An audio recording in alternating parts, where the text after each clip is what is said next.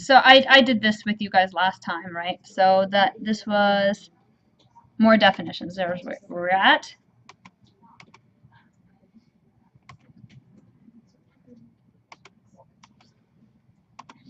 Okay, one of the things I would like to point out that is, you notice here that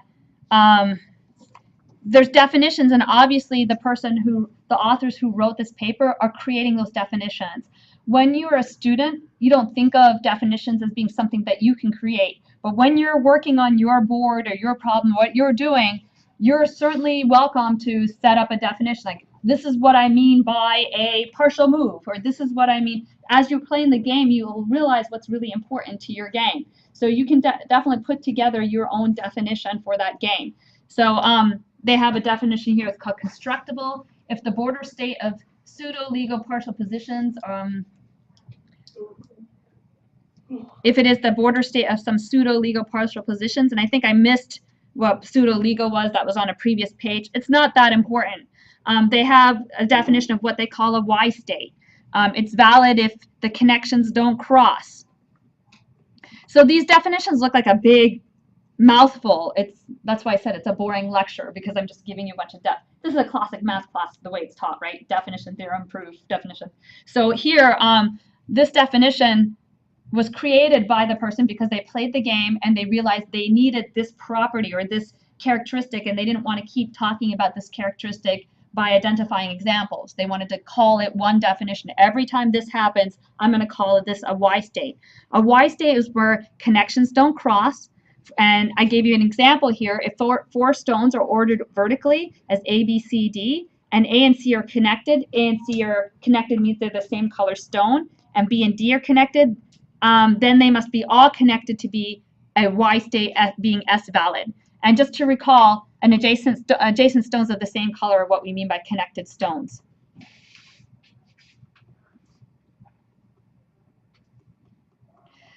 A second property of this definition is if a stone either has connections, but it's not right below it, or has liberties that are opposite colored. So when I get a definition like this and someone else gives it to me, I'm going to have to unravel and figure out what they meant by it. So they are starting with something they meant by it, and they're going up and creating the definitions. That's a little easier to do. So I just drew out some pictures. This is a no because this is a yes because this one has liberties, and it also has a stone underneath it that's the opposite color, which is one of the criteria to fall into this category. This is a no because the stone right below it is of the same color, and they said that's not valid in this definition. And this is a yes because although it has a stone above it, they didn't say anything about the stones above it. They have liberties around it. So this is a yes. So I made some examples for myself so I can just understand what this definition means. I didn't actually start doing this till graduate school, making examples. I felt that the professor had to make those examples for me. I don't know why I thought that until someone actually made me make up the examples for everything that I gave a theorem on. So it's a good idea to do that if you're studying for things like advanced calculus or abstract algebra. Create those examples yourself. If you can't create the example, you don't really know it. You don't really understand what's there. It's a different level of knowing. We talked about this before. When someone says, I know that. Have you ever worked with someone and tutored somebody and they say, yeah, I know that. And you're sitting there going, I don't think they know that. Well, maybe they do know that. Maybe their definition of no is different than what you think is no. Right? Maybe their definition of no is, I recognize that. I saw somebody do that problem before. That's their definition. That's recognition. That's a type of no. And your definition of no is, can you do the problem without me sitting here? That's your definition of no. So you have a different definition of no. You're gonna get that when you teach. Students say, I knew all the stuff, but I don't know why I got a bad grade on this test. Must be you. Then you can tell them our definitions of no are a little bit different. So here's the big lemma after they pile all these definitions together, is that every constructible state is valid. The proof is actually easy. You just use the definitions.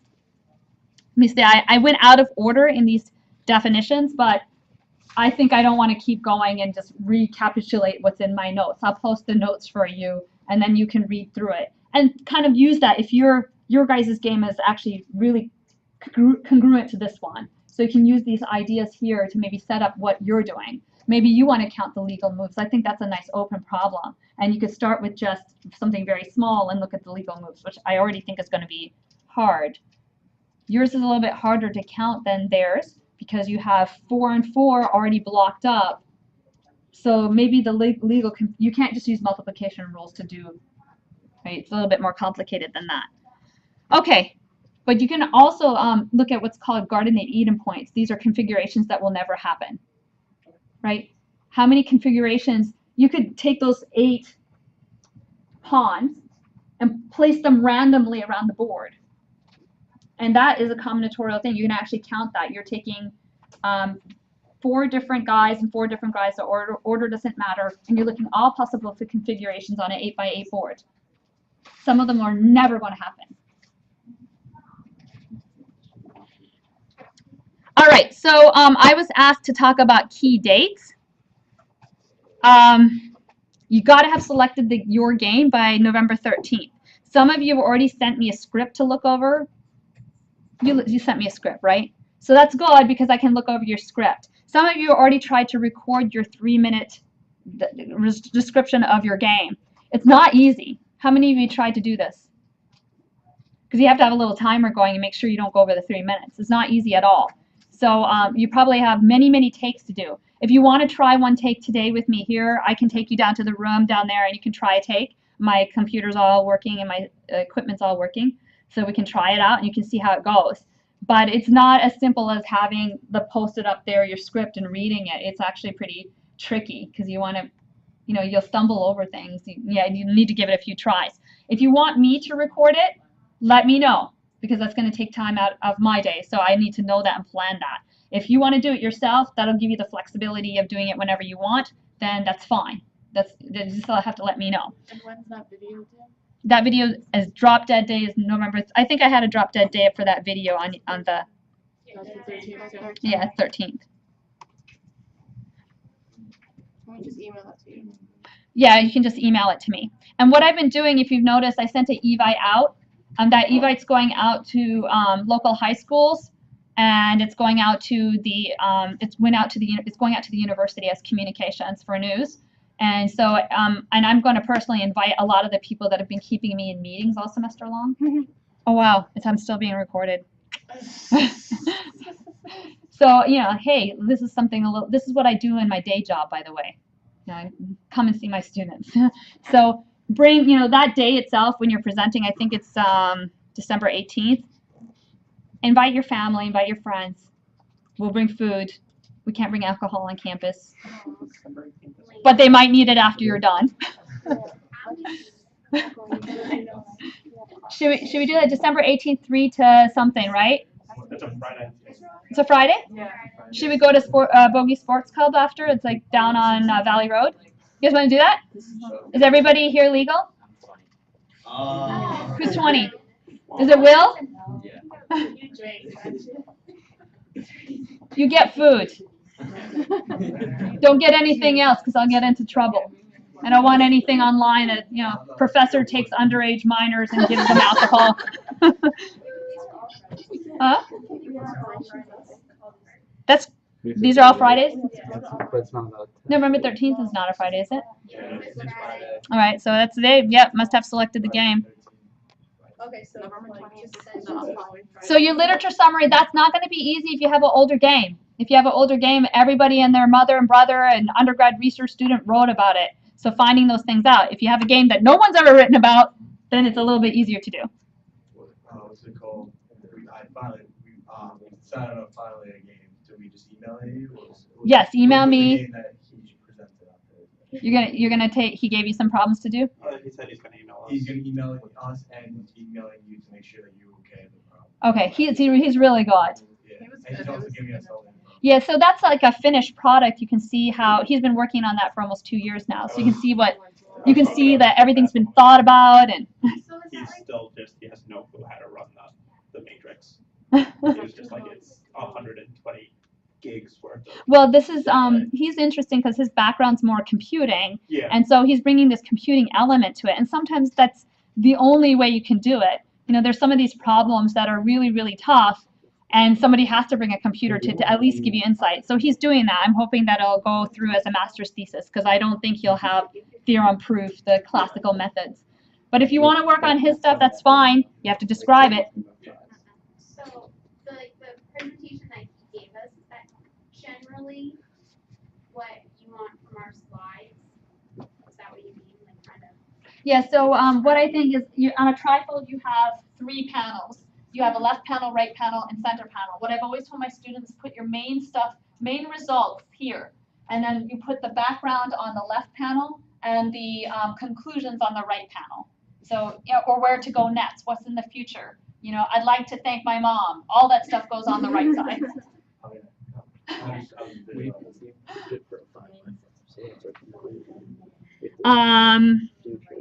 So December 4th, I just pulled these from November 20th, your summarize of the literature search should be in with the Prisma guidelines, so you have to follow those. December 4th, turn in all your conjectures and experiments. I'm someone who doesn't procrastinate. I always say, that's why I've gotten this far. It's not because I have a brilliant woo around my head. It's because I'm just trying to get things done early. So I've got it lined up so none of you will be gasping for air along the way. So you won't be like developing your poster presentations the night before it's due because those are due to me on the 4th. So all your slides will be there. I'll edit. So I'm not leaving you behind. I'm going to edit things so that it looks good. And then you'll get the trifold thing from Staples. It's like a cardboard trifold poster. Stick up your things, make sure it fits right. Then December 18th, we present, we play hard, and then we go party over at Bogies. No, I wanted. Is it gonna, well, they don't know the weather that far out. So December 11th is the turn in your slide with poster. That's what gives me 1 week to set up everything and make sure I clean up and do all the edits. So people will still be on campus and they're going to be a lot more laid back. So they might actually come, especially if we say we have food. Free food. Then everyone will be there. November 18th, which is 1 week from now, on the Wednesday, we're doing Thanksgiving tips to keep the weight off. And so you're welcome to come to that too. Totally different topic. What time is it on December 18th? I don't remember, 3:15 or something. I sent you guys an Evite. I like that you guys replied that you're coming. I'm glad you're coming. I said Oh, that's what that was. Yeah, I decided I'll just send it as an Evite, and university guided me to have all the videos up. So all of your videos are going up, and then people will be able to see them on YouTube. That's why you might want to do several takes and might not want to have me do the takes here. might want to look decent because other people are going to look at it. Somebody already trolls our stuff anyways. That was the comment I got of who is Perzinski. Somebody else is watching them. When we describe our game, the video that's due on Friday, can we do like the way that you do our class, like have slides kind of describing everything and then talk over it, or do you want it to be like? You can. So there's a free Microsoft software called Microsoft Expressions, but it's to me it's been a pain in the butt. My son seems to be able to use it, but he's using it to screenshot his gaming. So he has more patience with that. I'm just like, I just want to screenshot my slides and find it very annoying. Yeah, But that Blueberry software is $40. I've used something called like NJVid or something for a different class, and it's basically the same thing. I'm pretty sure it's free through the school.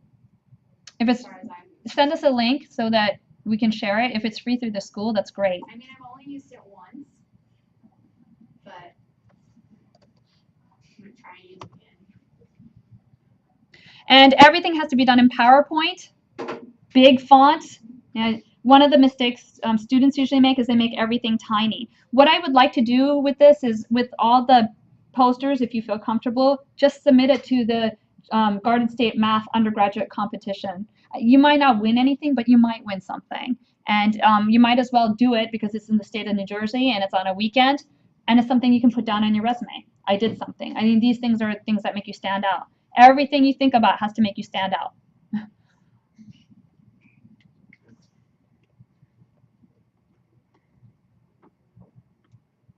Next Tuesday, this is Friday, you have to have your 3-minute video completed. Remember the guidelines for the literature search, everything's up online. And okay, what we can do, I can spout off, I can actually do definition, theorems, and proof. I can really do that. And I can actually start doing that on Thursday and presenting Ducci, or I can give you time in here Thursday, so that you can work together in your groups and you have me to bounce off ideas for how to do conjectures and put things together. Let's do a vote. I like the working groups. You don't want to hear me do definitions, theorems, and proofs. I didn't make that sound attractive, but I swear to you, the Ducci thing is really, really cool. One time with your partner. Huh? What'd you say? The group one gives you one time with your partner. Yeah. Let's do that then. Let's do the in-class working as a working meeting in class. But everybody's here and we'll do a sign-in sheet. And we'll do a sign-in sheet today too as your in-class assignment. Sound good? If you want, you put the definition in the background. It's really interesting. I can use it towards my project. I just, I can't, you should see my abstract algebra class at the graduate level. It was so opposite of what we're doing here. It was definition, theorem, and proof. But I'm wondering, can I teach Calc 2 like this? Like we did in here? Calc 2, it'd be against the norm because it's like, You don't think so? no place to test. You could give people, again, it's